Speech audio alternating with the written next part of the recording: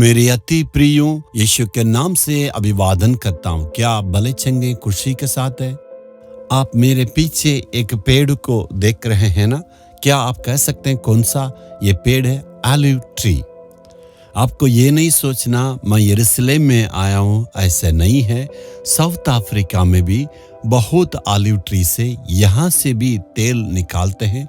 बहुत ही इस देश हरियाली देश है।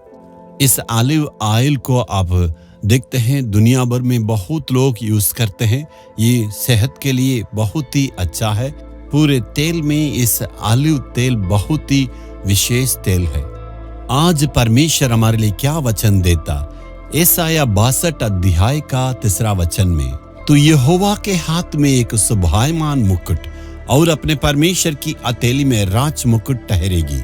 परमेश्वर के हाथ में हमें रहना। परमेश्वर कहता है मैं तुम्हें एक मुकुट के रूप में, राज मुकुट के समान मैं रखूंगा। राजा लोग जैसे पहनते हैं ना, उस मुकुट अधिकार को हमें देता है। जी हाँ, प्रभु कहता है मैं तुम्हें सब में अधिकारी के रूप में, ऊंचे पद में एक मुकुट के रूप में रखने के लिए चाहता हूँ। यदि आप कहेंगे मैं तो अनाथ हूँ, मेरे लिए कोई नहीं है, इस दुनिया में कौन मुझे ख्याल करने वाले हैं? क्या आप जानते हैं बाइबल में एस्तर नामक स्त्री के बारे में लिखा है? एक अनाथ स्त्री थी। उनके चाचा ने उनको पालन पोषण किया, लेकिन परमेश्वर ने उनको राजकुमारी के रूप में रखा है।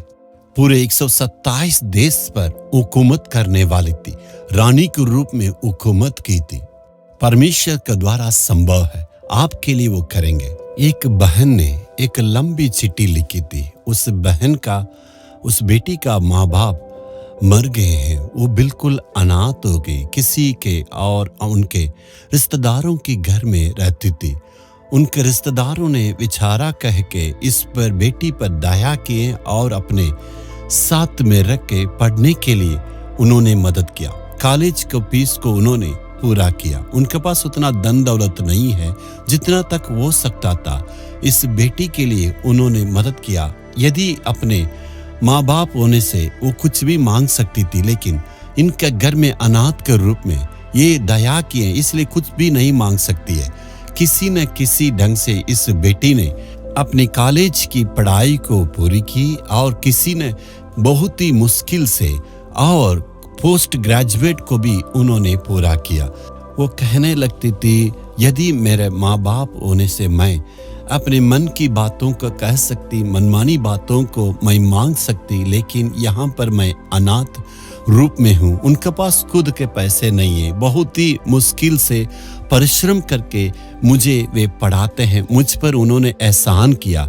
बहुत दुख के साथ उस बेटी ने चिट्ठी लिखी, अभी घर वाला मेरे लिए लड़का ढूंढ रहे हैं, कोई अनपढ़ आएगा, कोई लड़का आएगा तो इस बेटी को हम शादी करा देना। मेरा जिंदगी क्या होगा अंकल, मैं क्या करूँगा? तो मैंने उस चिट्ठी को प्रभु की चरणों के पास ले गए, प्रभु से विनती किए और मैंने कुछ वचनों से उस बेटी के लिए उत्तर दिया, तुम्हें चिंता नहीं करना, प्रभु तुम्हें एक मुकुट के रूप में रखेगा। ठीक 1 हफ्ते के बाद उस बेटी ने एक शादी के कार्ड के साथ मुझ पे उत्तर दी, जी हाँ, परमेश्वर ने मुझसे अच्छे पढ़े लिखे लड़के से प्रभु शादी में तय किया है।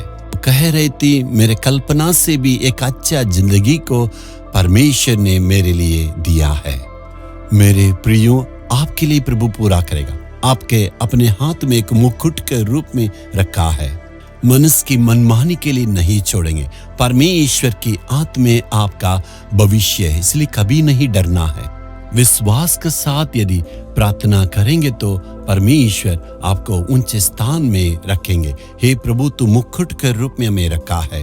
मैं विश्वास करता हूँ तू हमें ऊंचे स्थान में रख के आदर करेगा। यीशु के नाम में आमीन आमीन।